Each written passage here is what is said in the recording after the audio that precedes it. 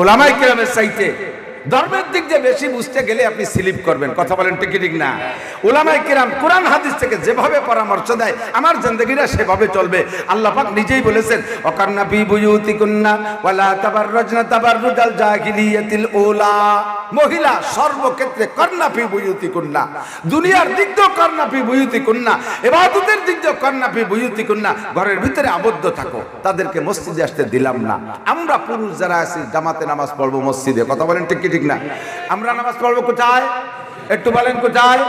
দোকানে, আরো জোরে দোকানে, আরো জোরে ঘরে, আরো জোরে যেখানে সেখানে, আরো জোরে কোন জায়গা? মসজিদে নামাজ পড়বো। আমাদেরকে একটা সুযোগ দিয়েছে আল্লাহ তাআলা। নবী পাক বলেন, মান কানা ফি সালাতি ইমামুন ফাকিরাতুল ইমামি লাহু কিরাতুন। যার নামাজে ইমাম আছে তার ইমামের কিরাতি তার কিরাত। যার নামাজে ইমাম আছে ইমামের কিরাতি তার কিরাত। ইমাম জোরে পড়ুক আর আস্তে পড়ুক, আমরা সুযোগ পেয়ে গেছি। ভাই নামাজ ভাঙার কারণ 19টা। একটু বলেন তো কয়টা? আরো জোরে বলেন কয়টা? 19টা কারণ। তার ভিতরে নাম্বার 1, 1 নম্বর কারণ কি? কিরাত। একটু সবাই কইতে হবে, কিরাত অশুদ্ধ পড়া। বলেন, বলছেন তো সবাই? কিয়ামতে আর আমারে আটকাতে পারবে না। আপনার মুখ দিয়ে বের হয়ে গেছে, আমল নামায় লেখা হয়ে গেছে, চুপ করে থাকলে পারে এটা লেখাতে পারতাম না, এই জন্যই লেখা ফেলাইছে, আমি দায়িত্ব খালাস। কিয়ামতে কইতে পারবেন না যে আল্লাহ আমি জানতাম না যে ভুল কিরাতে নামাজ নষ্ট হয়। আপনার আমল নামা দেখে আপনাকে ফয়সালা দিতে হবে, আপনাকে জবাব দিতে হবে। কিরাত অশুদ্ধ পড়লে নামাজ হয় না। সুন্নাত নামাজ সুন্নাত। আল্লাহ নবীর সাথে অন্য সম্পর্ক থাকলে নবী হয়তো আপনাকে ছাড় দিতে পারে।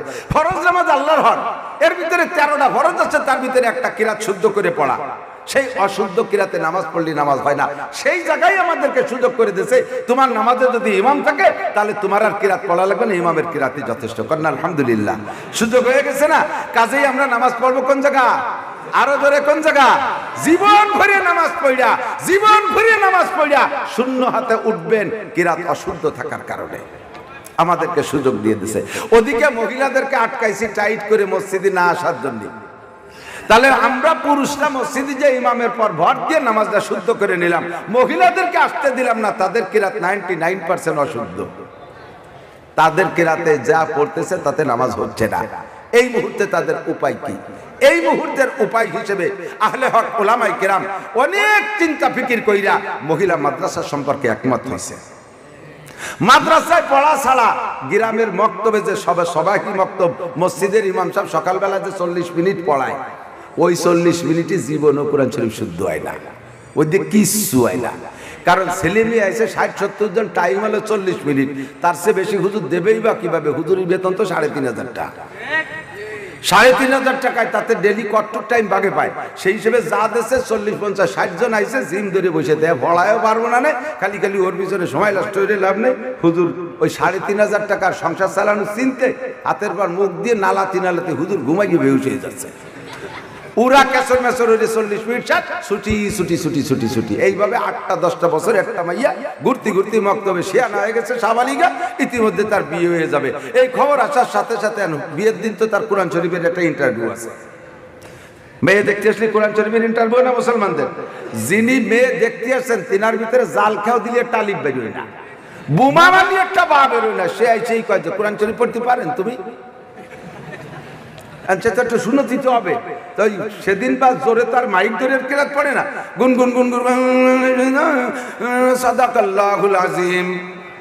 এ তো মনে করছে বিশ্ববিখ্যাত হাফেজ, থুয়ে গেলি আর পাবো না, হয়ে গেল কোরআন শরীফ পড়া শেষ। জীবন এই কোরআন দিয়ে যত নামাজ পড়বে খোদার কসম এই নামাজ হবে না। আল্লাহর রহমতে আহলে হক উলামায়ে কেরাম বাংলাদেশে হাজার হাজার কওমি মাদ্রাসা, মহিলা মাদ্রাসা তৈরি করেছে, যেখান থেকে পড়ে মেয়েরা ভালো ভালো আলেমা হচ্ছে, ভালো ভালো হাফেজা হচ্ছে। আমি গিয়েছিলাম কক্সবাজার বাঁশখালী হযরত মাওলানা আখতারুল ইসলাম সাহেব দামাত বরকাতুল্লাহ আলিয়ার মাদ্রাসার মাহফিলে। তো হুজুরের স্বভাব, হুজুরের মাদ্রাসা দাওরায়ে হাদিস পর্যন্ত, দাওরায় ওই বছর ছিল 50 জন মেয়ে। 50 জন মেয়ে দাওরায়ে হাদিস মাওলানা পাশ করবে। তো হুজুরের অভ্যাস হলো প্রত্যেক বছর বক্তারা যারা যায় তার ভিতরে যিনি প্রধান বক্তা থাকে, উনি যদি যোগ্য আলেম হয়, হাদিসের শিক্ষক হয়, তাহলে তাকে দিয়ে মেয়েদের একটা ক্লাস বুখারী শরীফে পড়ায় রাখে। তো হুজুর জানে যে আমি আমার মাদ্রাসায় বুখারী শরীফ পড়াই, আমারে বললেন যে হুজুর মেয়েদেরকে একটা সবক পড়াই দিয়ে যান, একটু বরকত নিয়েও যান দিয়েও যান। তো চলেন যাই। তা আমি বুখারী শরীফের প্রথম খণ্ডের মাঝখানের দিকে থেকে একটা পৃষ্ঠা এক নজর দেখে গেছি। ওরা জানে না যে আমি কোন জায়গা পড়াবো। হাদিস পড়ানোর নিয়ম হলো, দাওরায়ে হাদিসের নিয়ম হলো ছাত্র বা ছাত্রীরা শুধু রিডিং পড়বে, হাদিসের রিডিং পড়বে, তরজমা করবে না, হুজুরও করবে না, তারাও করবে না। জায়গায় জায়গায় যে হাদিসটার উপরে কিছু কথা আছে, মাসআলা বের হবে, ইস্তেমবাত আছে, তাকরীর আছে, বয়ান আছে, ওই হাদিসের জায়গা দাঁড় করাই দিয়ে থামো, এখানে কথা আছে, সেই কথাগুলো বলে দেয়। আবার চলো আবিহি কলা হাদাসানা, পড়তেই থাকে, তরজমা হবে না। তরজমা পর্যন্ত জাতি ছাত্রীরা নিজেরা বসবে, এই জন্যই তরজমা বলা হয় না। আর হাজার হাজার হাদিসের তরজমা বলে সময় কুলোয় পারা যায় না। তো আমি যাইয়া বাইরে, আমার সাথে 2-3 জন আলেম গেছে, মেয়েরা ভিতরে বসা, মাইক্রোফোন তাদের কাছে আছে, আমাদের কাছে জ্যাকি সাউন্ড বক্স। তা আমি বললাম যে এত নম্বর পৃষ্ঠা খুলছে এত নম্বর পৃষ্ঠা, বললাম শুরু থেকে পড়ো। একটা মেয়ে মাইক ধরে পড়া শুরু করছে। বুখারী শরীফের পৃষ্ঠা তো বড়, কোরআন শরীফের 3 থেকে 4 পৃষ্ঠা পরিমাণ এক বুখারী শরীফের এক পৃষ্ঠার ভিতরে লেখা। ওই মেয়েটা আমার ধারণা সর্বোচ্চ 3 নিঃশেষে পুরো পৃষ্ঠা শেষ করে দিয়েছে। আমার 26-27 বছর পড়ানোর অভিজ্ঞতার ভিতর দিয়া আমি কত ছেলেদের পড়াইছি, আমার ছাত্ররা সাইকুল হাদিস হয়ে গেছে। আমি ছাত্রদের কাছ থেকে জীবনে এমন ইবারত শুনি নাই, ওই মেয়েটার মুখে যে সুন্দর ইবারত শুনেছি। একটা জের জবর নুক্তা বাঁধে নাই, কোন একটা শব্দের তুতলাই নাই, কোন একটা শব্দ 2 বার বলে নাই। আখতারুল ইসলাম সাহেব বললেন, হুজুর মেয়েটাকে এমন যোগ্যতা আল্লাহ দিয়েছে, ওরা যদি হাটাদারি মাদ্রাসা সাইকুল হাদিস বানাই দেওয়া হয় তাও সে পড়াই দিতে পারবে। সিদ্দিকা আয়েশা রাদিয়াল্লাহু তাআলা আনহা মাত্র 9 বছর বয়সে নবী আলাইহিস সালাতু ওয়াস সালামের ঘর পেয়েছেন। মাত্র 9 বছর বয়স, টোটাল মাত্র 18 বছর। 9 বছর বয়সে স্ত্রী হিসেবে ঘরে গিয়েছেন, আর 9 বছর নবীকে পেয়েছেন দাম্পত্য জীবনে। এই 9 বছরের ভিতরে আয়েশা রাদিয়াল্লাহু তাআলা আনহা নবী পাকের এত ইলম অর্জন করেছে যে সিদ্দিক আকবর আবু বকর রাষ্ট্র পরিচালনা করতে গিয়েও হযরত আয়েশার কাছে মাসালা জানতেন। মা, নবী আলাইহিস সালাম এই ব্যাপারে কি বলছে আমাদের তো কাহারও জানা নাই। হযরত ওমর রাদিয়াল্লাহু তাআলা আনহু যখন খলিফাতুল মুসলিমিন সংবিধান নবায়ন করতেছেন, রাষ্ট্র হয়ে গেছে অনেক বড়, নতুন সংবিধান তৈরি করতে গিয়ে প্রথম কোরআন সামনে রাখে, কোরআন দেখে সংবিধান হয়।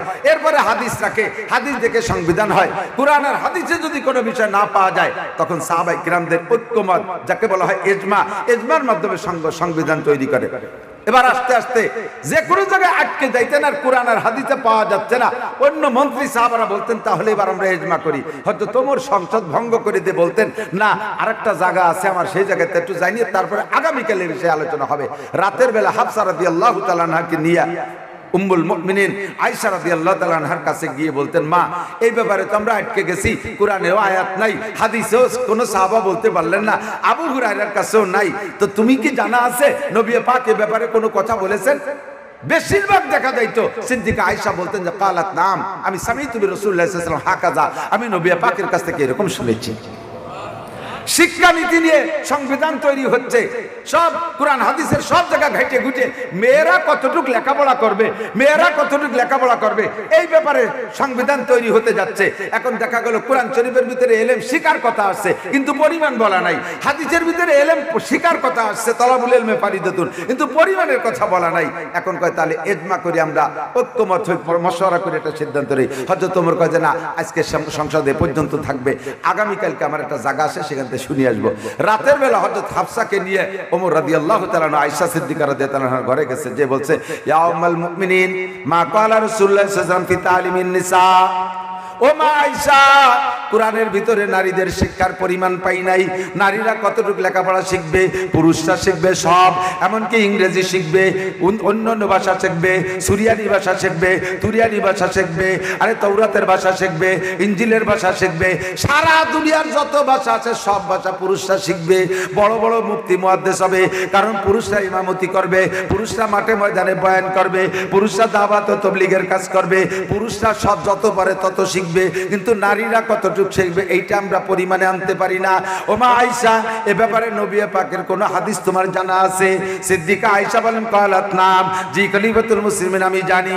ক্বালা রাসূলুল্লাহ সাল্লাল্লাহু আলাইহি সাল্লাম, নবী পাক একদিন বলেছেন আল্লিমুহুন্না সূরাতান নূর ওয়ালা তুআল্লিমুহুন্নাল কিতাবাতা, নারীদেরকে পর্দার আয়াত বেশি পড়াও, কোরআন শরীফ শুদ্ধ করে পড়া শেখাও, এরপরে পর্দার আয়াত পড়াও, সূরা নূরটা বেশি ভালো করে পড়াও, ওর ভিতরে পর্দার আয়াতের আলোচনা আছে। তবে ওয়ালা তুআল্লিমুহুন্নাল কিতাবাতা, নারীদেরকে লেখালেখি শিখাবা না, নারীদেরকে লেখালেখি শিখাবা না। এই কথা যদি বলি তাহলে সরকারের সাথে প্রথম দিনে আমাকে গ্যাঞ্জাম লেগে যাবে। প্রধানমন্ত্রী নিজেই লেখালেখি জানে, মহিলা মন্ত্রী কত বানাইতে আছে। যদি কই মহিলারা লেখালেখি শিখবেন শিখবে না, তাহলে এই জায়গা দ্বিমত সৃষ্টি হবে। আরে ভাই, আমার নবীর হাদিসের সামনে আমি কারো কোনো কথা নিয়ে দ্বিমত করতে যাইতে রাজি না। নবী যাহা বলেছে তার ভিতরে অবশ্যই কোনো হেকমত লুকায়িত আছে। কথা বলেন ঠিক ঠিক না? নবী কয় হেকমত তোরা খুঁজে বেড়া, আমি হেকমত কইতে যাব না। আমি বলে দিছি দাড়ি কাটবা না, দাড়ি রাখো। এবার তুমি গবেষণা করে দেখো রাখার মধ্যে লাভ বেশি না কাটার মধ্যে লাভ বেশি। পরে গবেষণা করে দেয় যে না, রাখার মধ্যে লাভ বেশি। দাড়ি যত বেশি কাটে পাকে তত তাড়াতাড়ি, দাড়ি যত বেশি কাটে, মেডিকেল সায়েন্সের ডাক্তাররা গবেষণা করছে যারা দাড়ি যত বেশি কাটে তাদের চোখের পাওয়ার তত দুর্বল হয় তাড়াতাড়ি। দাড়ি যত বেশি কাটে দাড়ি পাকে তত তাড়াতাড়ি। দাড়ি যত বেশি কাটে সেক্স পাওয়ার দুর্বল হয় তত তাড়াতাড়ি। দাড়ি যত বেশি কাটে চেহারার নূর কমে যায়। নবী কয় এগুলো তোরা গবেষণা করে বেড়া গে, ও সময় আমার না, আমি বলে দিছি কাটিস না। নবী বলছেন লা তাবুলু কায়মান, দাঁড়ায় খায় পেশাব করিস না। হুজুর কয় করিস না, লাভ যা হবে তা তোকেই হবে। আমি বলে দিচ্ছি করিস না। এখন এর মধ্যে লাভ কি আছে এ নিয়ে যদি তোদের গবেষণা করার দরকার হয়, যা তোরা গবেষণা করে বেড়া। মেডিকেল সায়েন্স চালারা গবেষণা করে পাইছে দাঁড়িয়ে খাড়িয়ে পেশাব করলে যে কয়টা ক্ষতি হয় তার ভিতরে একটা হলো যৌন দুর্বলতা আসে, একটা যৌন দুর্বলতা আসে, কিডনি নষ্ট হয়ে যায়, বাল্ব খারাপ হয়ে যায়, গনোরিয়া শুরু হয়ে যায়, গণপেশাবের রোগ শুরু হয়ে যায়, এরকম নানান রোগে আক্রান্ত হয়। হুজুরকে এগুলো তোরা গবেষণা করে খুঁজে না, আমি কইছি দাঁড়ায় পেশাব করিস না। সেম নবী পাক বলেন নারীদেরকে লেখালেখি শিখাইও না। কেন শিখাবো না এটা এবার তোমরা গবেষণা করে দেখো।